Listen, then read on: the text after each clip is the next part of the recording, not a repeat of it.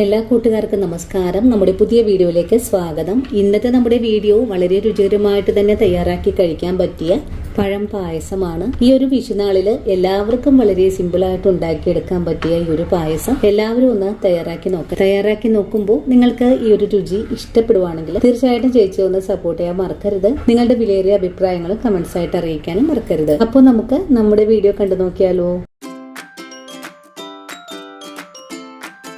ഇനി നമുക്ക് ഏത്തപ്പഴം പായസം തയ്യാറാക്കാം. ഇതിനായിട്ട് ഞാനിവിടെ നല്ലതുപോലെ പഴുത്തിട്ടുള്ള 4 ഏത്തപ്പഴം എടുത്തിട്ടുണ്ട്. ഇനി നമുക്ക് ഈ പഴം ഒന്ന് ചെറിയ ചെറിയ പീസുകളായിട്ടൊന്ന് കട്ട് ചെയ്തെടുത്തിട്ട് വരാം. ഏത്തപ്പഴം കട്ട് ചെയ്തെടുക്കുന്നതിന് മുമ്പായിട്ട് നമുക്കിതിലേക്ക് 1/4 കപ്പ് ചെറുപയർ പരിപ്പാണിത്. ഇത് നല്ലതുപോലെ ഒന്ന് സ്വർണ്ണ നിറത്തിൽ വറുത്തെടുക്കണം. അതിനുശേഷം ഒന്ന് വൃത്തിയായിട്ട് കഴുകിയിട്ട് കുക്കറിലേക്ക് മാറ്റി നമുക്ക് നല്ല പോലെ ഒന്ന് വേവിച്ചെടുക്കണം. ഇനി നമുക്ക് ചെറുപയർ പരിപ്പൊന്ന് വറുത്തെടുക്കാം. പരിപ്പിന്റെ അളവ് കൂടിപ്പോകാതെ വേണോട്ടോ. നമുക്ക് 4 പഴത്തിന് ഈ ഒരു 1/4 കപ്പ് അളവിൽ തന്നെ മതിയാകും. അല്ലെങ്കിൽ പായസത്തിന് ഒരുപാട് കട്ടി കൂടിപ്പോകും. ഇപ്പോൾ പരിപ്പൊന്ന് മൂപ്പായി വന്നിട്ടുണ്ട്. നല്ലൊരു സ്മെല്ലൊക്കെ വന്നിട്ടുണ്ട്. ഈ സമയത്ത് ഫ്ലെയിം അങ്ങ് ഓഫ് ചെയ്ത് കൊടുക്കാം. ഫ്ലെയിം ഓഫ് ചെയ്ത് കൊടുത്താലും ഇതുപോലെ ഒന്ന് നിരത്തിയിട്ട് കൊടുക്കാം. ഇനി പരിപ്പിന്റെ ചൂടൊന്ന് ആറി വരുമ്പോഴേക്കും നമുക്കിതൊന്ന് നല്ലോണം കഴുകി ഒരു കുക്കറിലേക്ക് മാറ്റിയിട്ട് ഒരു 3-4 വിസിൽ വരുന്നത് വരെയും വേവിച്ചെടുക്കണം. കൂടാതെ ഇതുപോലൊരു വലിയ നാളികേരം നമുക്ക് തിരുമ്മി ഒന്ന് 1-ാം പാലും 2-ാം പാലും എടുത്തു വയ്ക്കണം. ഇതുപോലെ പായസമൊക്കെ തയ്യാറാക്കുമ്പോൾ നല്ല കുറുകിയ പാല് കിട്ടുന്നതിനായിട്ട് ഇളയ നാളികേരം എടുക്കുന്നതാണ് കേട്ടോ നല്ലത്. ഇനിയിപ്പോൾ നിങ്ങൾക്ക് ഇതുപോലെ ഒന്നും കിട്ടില്ലെങ്കിൽ നിങ്ങളുടെ കൈവശമുള്ള നാളികേരം എടുക്കാവുന്നതാണ്. അങ്ങനെ നമ്മൾ പഴം ഇവിടെ ഇതുപോലെ കട്ട് ചെയ്തെടുത്തിട്ടുണ്ട്. അതുപോലെ നമുക്കൊരു 10 ഈത്തപ്പഴം ഒന്ന് വെള്ളത്തിൽ കുതിർത്തിയെടുക്കണം. കൂടെ തന്നെ നമുക്ക് പായസത്തിലേക്ക് ആവശ്യമായ കുറച്ച് നാളികേരക്കൊത്തും കുറച്ച് കാഷ്യൂസുമാണ് എടുത്തിട്ടുള്ളത്. ഇനി നമുക്ക് പാനൊന്ന് ചൂടാക്കാൻ വെച്ചു കൊടുക്കാം. ഉരുളി ഇപ്പോൾ ചൂടായി വന്നിട്ടുണ്ട്. നമുക്കിതിലേക്ക് കുറച്ച് നെയ്യ് ഒഴിച്ചു കൊടുക്കാം. 75 ഗ്രാം അളവിൽ നെയ്യ് ഒഴിച്ചു കൊടുത്തിട്ടുണ്ട്. നെയ്യ് ചൂടായി വരുമ്പോഴേക്കും നമുക്കിതിലേക്ക് നാളികേരക്കൊത്തും കാഷ്യൂസും ചേർത്തൊന്ന് ഫ്രൈ ചെയ്ത് പോരാം. ഇന്നത്തെ ഈ ഒരു ഏത്തപ്പഴ പായസത്തിൽ ഞാൻ റേസിൻസ് ചേർക്കുന്നില്ല കേട്ടോ. നിങ്ങൾക്കിപ്പോൾ റേസിൻസ് ചേർക്കാൻ താല്പര്യമാണെങ്കിൽ ചേർക്കാവുന്നതാണ്. നാളികേരക്കൊത്തൊക്കെ ഒന്ന് മൂത്ത് വരുന്ന സമയം കൊണ്ട് പായസത്തിന് ആവശ്യമായ 400 ഗ്രാം ശർക്കര 2 ഗ്ലാസ് വെള്ളത്തിൽ നമുക്കൊന്ന് ഉരുക്കിയെടുക്കാം. ഇപ്പോൾ നമ്മുടെ ഫ്രൈ ചെയ്യുന്ന നാളികേരവും കാഷ്യൂസൊക്കെ ഒന്ന് മൂപ്പായി വന്നിട്ടുണ്ട്. നമുക്കിത് നെയ്യിൽ നിന്ന് കോരി മാറ്റാം. അങ്ങനെ നാളികേരക്കുത്ത് നമ്മളിവിടെ ഫ്രൈ ചെയ്ത് മാറ്റിയിട്ടുണ്ട്. ഇനി നമുക്ക് ഫ്ലെയിം ഒന്ന് കുറച്ച് വെച്ച് കൊടുക്കാം. കുറച്ച് വെച്ച് കൊടുത്തതിന് ശേഷം കട്ട് ചെയ്തിരിക്കുന്ന പഴം ചേർക്കാം. പഴം ചേർത്ത് കഴിഞ്ഞാൽ നല്ലതുപോലെ നെയ്യിലിട്ട് ഒന്ന് വഴറ്റിയെടുക്കണം. പഴം പായസം തയ്യാറാക്കുമ്പോൾ നല്ല പഴുത്തിട്ടുള്ള പഴമാണ് കേട്ടോ നമുക്ക് ആവശ്യമായിട്ടുള്ളത്. ഈ പഴം നല്ലതുപോലെ വേവിച്ച് ഒന്ന് ഉടച്ചെടുക്കണം. അതുവരെ നമുക്ക് ഒന്ന് ഇളക്കി ഒന്ന് വഴറ്റിയെടുക്കാം. ഇപ്പോൾ നമ്മുടെ ഏത്തപ്പഴം ഞാനിവിടെ വഴറ്റാൻ തുടങ്ങിയിട്ട് ഒരു 5 മിനിറ്റ് ആയിട്ടുണ്ട്.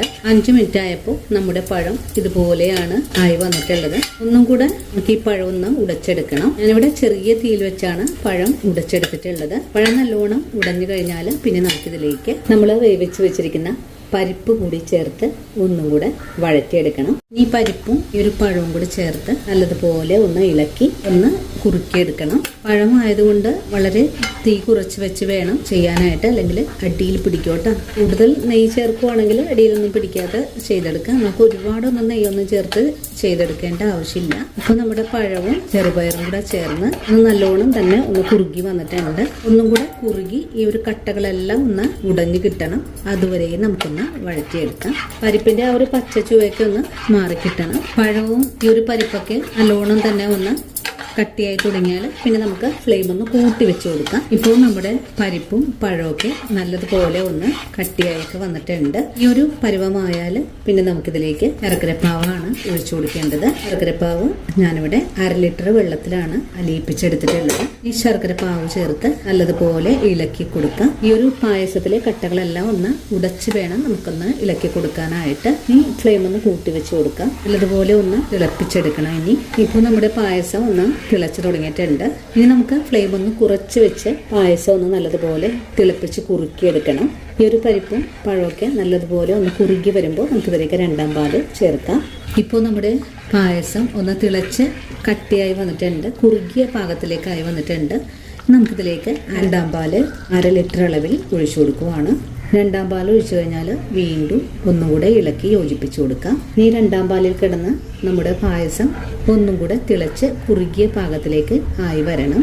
രണ്ടാം പാലിൽ നിന്നും ഞാൻ കുറച്ച് പാലൊന്നും മാറ്റി വെച്ചിട്ടുണ്ട്. ഇത് നമ്മൾ നേരത്തെ കുതിർത്തി എടുത്തിട്ടില്ല ഈത്തപ്പഴം ഒന്ന് അരച്ചെടുക്കുന്നതിന് വേണ്ടിയിട്ടാണ്. അങ്ങനെ നമ്മുടെ തേങ്ങാപ്പാൽ ഒഴിച്ചു കൊടുത്തിട്ട് നമ്മുടെ പായസം നല്ലോണം തന്നെ തിളച്ചുകൊണ്ടിരിക്കുവാണ്. ഒന്നുകൂടെ തിളച്ചൊന്ന് കുറുകി വരട്ടെ. അപ്പോഴേക്കും നമുക്കിതിലേക്ക് ഒന്നാം പാൽ കൂടെ ചേർക്കാം. തിളക്കുന്ന പായസത്തിലേക്ക് അരച്ചെടുത്തിട്ടില്ല ഈത്തപ്പഴം ചേർക്കാം.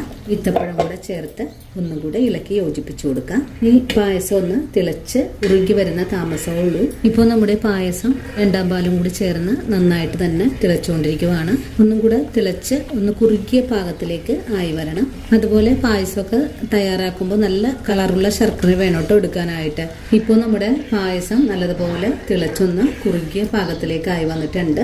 ഇനി നമുക്ക് ഒന്നാം പാലും കൂടി ചേർത്ത് ഫ്ലെയിം അങ്ങ് ഓഫ് ചെയ്ത് കൊടുക്കാം. പായസം നല്ല കുറുകിയ പാകത്തിലേക്കാണ് ആയി വന്നിട്ടുള്ളത്. ഒന്നാം പാല് 300 മില്ലി അളവിലാണ് ഒഴിച്ചു കൊടുക്കുന്നത്. ഒന്നാം പാൽ ഒഴിച്ചു കൊടുത്താൽ പിന്നെ ഫ്ലെയിം അങ്ങ് ഓഫ് ചെയ്ത് കൊടുക്കണം. തിളപ്പിച്ചെടുക്കേണ്ട ആവശ്യമില്ല. ഇനി നല്ലതുപോലെ ഒന്ന് ഇളക്കി കൊടുത്താൽ മതിയാകും. അങ്ങനെ നമ്മുടെ പായസം ഇവിടെ റെഡിയാണ്. ഇനി ഇതിലേക്ക് കുറച്ച് ഏലക്കയും ചുക്കും കൂടി ചേർത്ത പൊടി ചേർക്കാം. ഒന്നുകൂടി ഇളക്കി യോജിപ്പിച്ചു കൊടുക്കാം. വറുത്ത് വെച്ചിട്ടുള്ള ചേരുവകളും കൂടെ ചേർക്കാം. അങ്ങനെ നമ്മുടെ വളരെ രുചികരമായിട്ടുള്ള ഏത്തപ്പഴ പായസം ഇവിടെ റെഡി ആയിട്ടുണ്ട്. ഈ ഒരു വിഷു നാളില് എല്ലാവരും ഇതുപോലെ ഒന്ന് തയ്യാറാക്കി കഴിക്കണേ. നല്ല രുചിയുണ്ട് ഇതുപോലെ ഉണ്ടാക്കിയാൽ. അപ്പോൾ ഇന്നത്തെ നമ്മുടെ വീഡിയോ ഇത്രയേ ഉള്ളൂ. ഈ ഒരു വീഡിയോ കണ്ടിട്ട് എല്ലാ കൂട്ടുകാരും വീടുകളിൽ തയ്യാറാക്കി നോക്കണം. തയ്യാറാക്കി നോക്കുമ്പോൾ നിങ്ങൾക്ക് ഈ ഒരു പായസത്തിന്റെ സ്വാദ് ഇഷ്ടപ്പെടുവാണെങ്കിൽ തീർച്ചയായിട്ടും ചേച്ചിയെ ഒന്ന് സപ്പോർട്ട് ചെയ്യാൻ മറക്കരുത്. അതുപോലെ നിങ്ങളുടെ വിലയേറിയ ലൈക്കുകൾ തരാനും മറക്കരുത്. അപ്പോൾ ഇനി നല്ലൊരു വീഡിയോ ആയിട്ട് നാളെ കാണാം. അതുവരെയും ഒത്തിരി സ്നേഹത്തോടെ വീണ്ടും കാണാം.